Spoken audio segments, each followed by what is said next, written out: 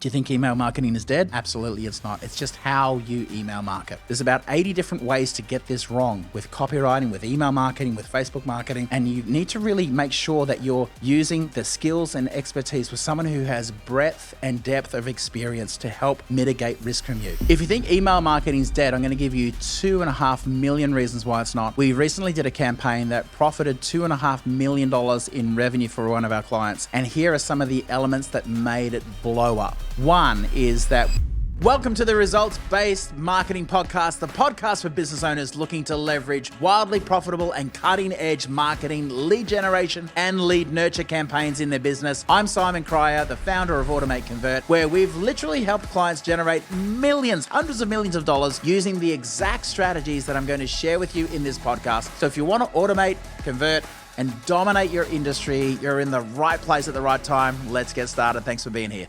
Is email marketing dead? I'm going to give you 2.5 million reasons why it's not. Hey, this is Simon and welcome to the Results-Based Marketing Podcast.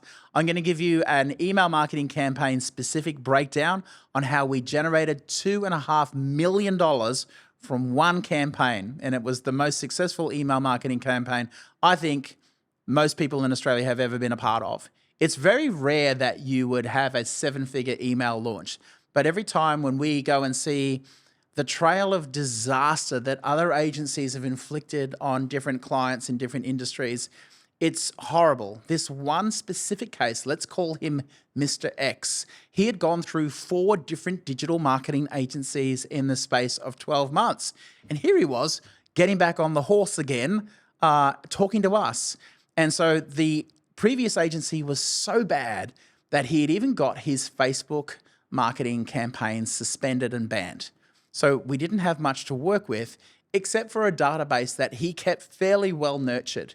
Key point, fairly well nurtured. We have other clients that we do email marketing campaigns for, but they haven't reached out to their clients in 3 years. So you wouldn't be recommending this strategy for a client base that you hadn't spoken to or you had ghosted. You can't be asking for money from someone when you haven't picked up the phone and spoken to them for a long time. You be that network marketing guy that leaves a very bad taste in their mouth. Hey, I was just thinking about you the other day. Are you open for a business opportunity, right? Don't be that guy. So in this case, the client came to us like, where do we go from here? And so email marketing was pretty much the only option that we had. And so we said, you know what? At the time of year, it was getting close to end of financial year. They were selling a $10,000 high ticket item to their database that they'd nurtured for many, many years. They'd been in business for 18 years. Their highest revenue month in that 18-year history was $600,000. And so they said to me, if we could do $500,000 from this email marketing campaign, we'd be very, very happy.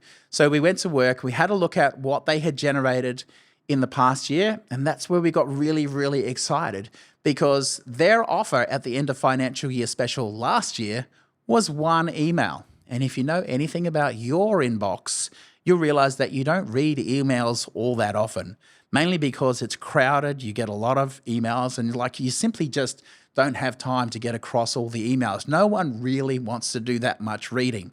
So when I saw that there was 1 email, I got quietly excited about this because I thought, oh, there's an offer here. There's a game that we can play here and there's a game that we can win here. So I sat down, personally wrote the copy out for this email, and we bundled an offer that the client was happy with to make it more valuable than anything they had ever done before. We did a website which was compliant with his brand style and all the look and feel of his other websites. And we put in some other social proof to talk about why now was the best time ever to get started with his product or service, right? So we did that and it was such an awesome campaign. Within, I think it was about just over 4 weeks, we ran it for a month. And then after the financial year, I said, look, I know there's more money in here. I know there's another 200,000. I just have a feeling in my guts that there's 200 grand here.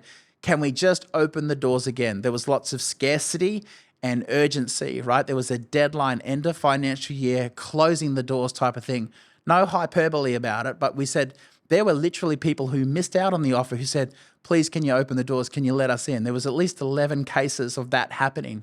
So I said, please let us open the door. Let us just run this for 14 more days because I think there's probably about 200 grand. And I was absolutely right. We wrote $1.2 million from email alone. Hey, if you're a business owner making between 1 and 5 million a year and you want more consistent qualified leads to grow your business, then why don't we have a complimentary chat? I'm looking to personally invest $26,000 into 7 individual businesses right now who are serious about scaling. Book in a call with me and my team using the link in the show notes below to see if you qualify. Now back to the episode. You think about it. How much does it cost you to send an email? It's free. No ad spend at all to make $1.2 million. His highest year in business in 18 years was $600,000. He just doubled his very best year. Now, this is why you need to keep going with your marketing. If there's a takeaway here for you, you might have heard of the expression 3 feet from gold. It's talking about the gold rush in Colorado where a lad and his nephew had bought a plot. They'd struck a vein of gold and they were really excited. They bought a whole bunch of mining equipment and they financed it all because they thought, this is us, we are set, we've made it, we are rich. And very quickly, the gold vein ran out and they ended up selling their machinery back to the person that they were leasing it off, and they sold him the plot they had given up. Well, that person who had the machinery went and started prospecting in that same hole, and they were 3 feet from the biggest vein of gold ever discovered in history. So you got to keep going. You got to get back on the horse when you fall off the horse. Sometimes you've got to kiss a few frogs before you find your prince. That's definitely the takeaway for this guy. And so, yeah, we made $1.2 million the first time we ran that campaign, and it was so good. We decided to rewrite the offer again, and I got my chief of copywriting on the second time, and he was very new with us, and he said, "You did $1.2 million with this?" And it was just like, oh, it's kind of like, you know, you take your car to a service station and say, "Oh, who worked on the car last?" It's like, oh, I didn't like it at all. But it's like, all right, mate, well, I did 1.2. Let's see what you can do. So he did 1.3. Okay, so he won. But I wanted him to win because I wanted the client to win. But it was really awesome to see 2 separate back-to-back offers year on year. In fact, he wrote that offer, the same offer, the same nuts and bolts, the same elements and the same bundle, but he wrote it in a way more compelling way than I did, such that the client's wife rang me up and said, "Mr. X would never agree to giving away this much value." That's how compelling the copy is written. And it's just like, hey, Mrs. X, this is just exactly the same nuts and bolts of the offer that we ran last year. It's just written, obviously, in a much more compelling way. So copywriting is key. Offer creation is key. And just think, when you think you're down and out, you're down and dusted, get back on the horse and you can really transform the landscape of your business. The way we crafted the offer, obviously headline was important. We were testing different headlines. Testing and measuring, split testing is really, really important. Testing it for open rates to see how compelling it was. And then obviously we're measuring the appointments which are sold. The thing that we were selling was the offer, but we were selling the conversation. Yes, it was a special price on a special bundle of goods, never ever before released.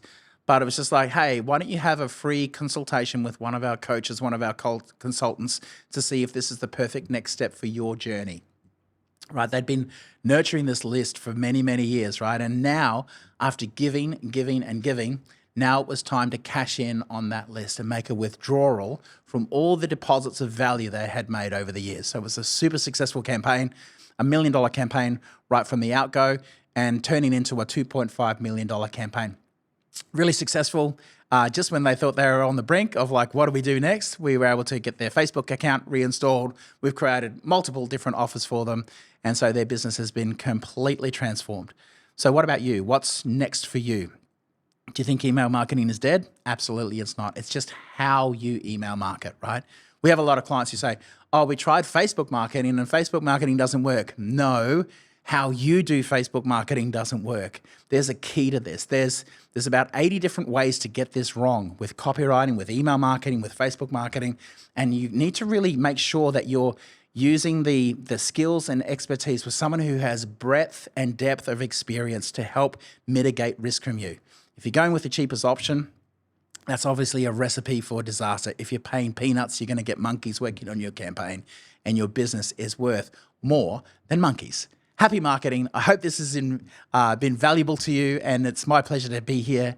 Let me know what was the best takeaway for you, and give me some questions that you want me to cover in the future. More than happy to be here and be of the highest service and highest value to you. Happy marketing. Take care.